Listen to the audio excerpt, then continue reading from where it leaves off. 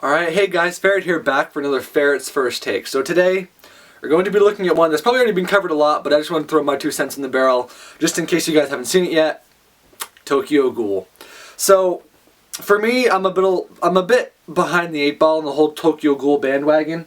I don't have a lot of time always to watch all the anime that comes out. Sometimes I wait a lot of the time for it to come out, be released on DVD, and I'll watch it in subbed or dubbed. I don't really mind either way. I tend to watch it in dubbed just because it's a little easier to pay attention, especially if you're multitasking, because I do work a lot. But anyway, so Tokyo Ghoul. I, unlike many people, had no idea pretty much anything about Tokyo Ghoul going into it. I had seen things, but I kept myself fairly under wraps going into it, so not to spoil really much of anything for me. I knew the basic gist. And so basically Tokyo Ghoul.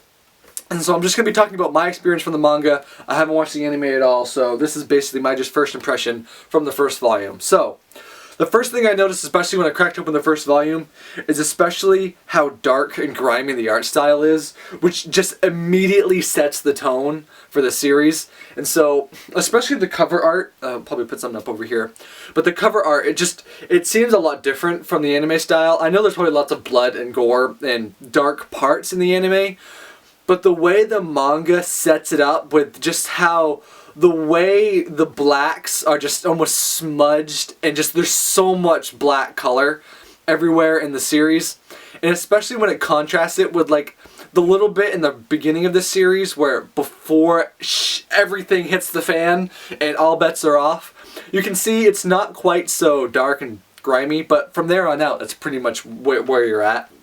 And so that was kind of the first cool thing I noticed about the series.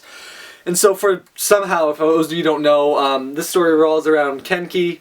I think it's how you say it. See, like I said, I don't really watch much of the anime, so it's probably pronouncing it wrong. Rage at me in the comments below. But, so, I'm just going to call him Kenki because that's what it looks like on the page. And so Kenki, or Ken, I don't really know which one his first name is. It's always hard to tell. That's another thing. It's always hard to tell in manga because there are some companies that put it like we'd read it in English with the first name, then last name, but some companies put it like the traditional Japanese way, which is last name, first name. So confusing. But I think it's Kenki if I'm reading how they put the names in right. So, anyway, tangent. That was bad. That was a little pet peeve of mine. And so it revolves around normal kid, likes to read, sort of quiet. Starts off with him and his friend in a cafe, crushing on some girls, looking around, kind of seeing what's going on. You have the more extravagant guy, then you have Kenki, who's, but more laid back and that kind of thing. So the story starts off pretty normal like that, but it's hard not to know at this point that this story is not going to go well, and it's probably not going to be a happy tale, and it's not. The girl he's crushing on, they kind of talk, she seems to like the same thing he likes, it's great, we're all happy land, and then, something like this happens, and that's when Kenki's life takes a bit of a turn for the worst. And so I've seen some complaints before online about how Kenki is a massive crybaby, or like he just needs to suck it up and like get going, and I did not get that feeling at all, at least from this first volume. Maybe it carries on too long. But I actually thought his reactions to everything that happens to him, because basically there's going to be some spoilers in this, guys, so not like crazy spoilers, but first volume overview type spoilers. So obviously, the girl ends up being a ghoul, and she wants to take a little nibble out of him, and she's a bit psychotic, so she decides to play with her food a little bit, which, don't do that, kids, don't play with your food. So, not the best start for him, but basically something weird happens. She ends up getting crushed, but he's like laying there dying. And in the surgery, in order to save his life, they end up transplanting some of her parts, because she's already dead, into him. So basically that, slowly but surely, apparently has turned him into a ghoul as well. So, Kenki's life, and so obviously a ghoul, for those who don't know, it's like a demi-human sort of creature that eats people for food instead of people food. So yay, we get eaten for their food. It's all happy times. So the weird thing I thought about this story was actually that people knew that ghouls existed. I actually found that really interesting. And all these stories that are usually like this, it usually likes to be like, there's mysterious murders happening and no one knows what's going on. But they're actually like, no, we legit know the ghouls exist and here's maybe how to prevent it and here's how they feel and blah blah blah blah blah. I was like, oh, okay, that was different. It's actually a world that knows these other creatures exist, which I thought was a nice different take instead of the, what's with all these mysterious murders? And so that was kind of interesting, and so it revolves around him. I thought his reactions to everything that happened were appropriate, especially all his freaks out at the beginning. He has a lot of problems coming to cope so far.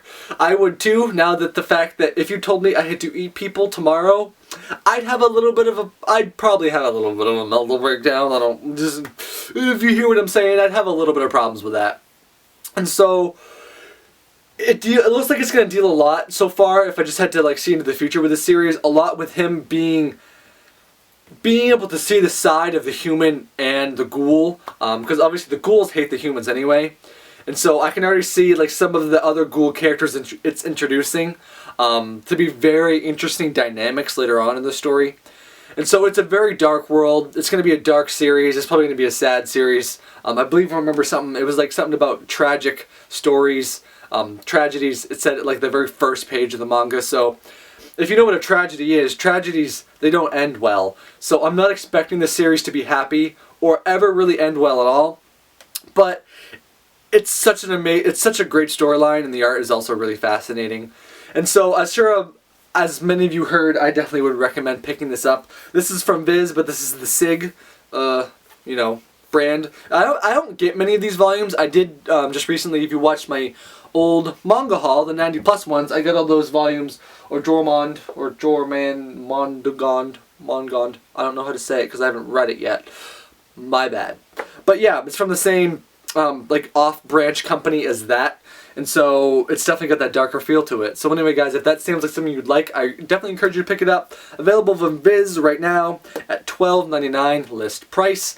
But I encourage you, like I say in a lot of my videos, look for that 35, 30, even 25% off, because it's out there. And because it's out there, it's always good to try to get your volumes like that. And look to like couple it with deals like places you can get like free shipping and stuff like that. It always helps with buying bulk manga, sometimes like I do. But anyway, guys, this has been Ferret's First Take. This has been Tokyo Ghoul. Ferret approved. I'll see you back in the next video. Bye-bye.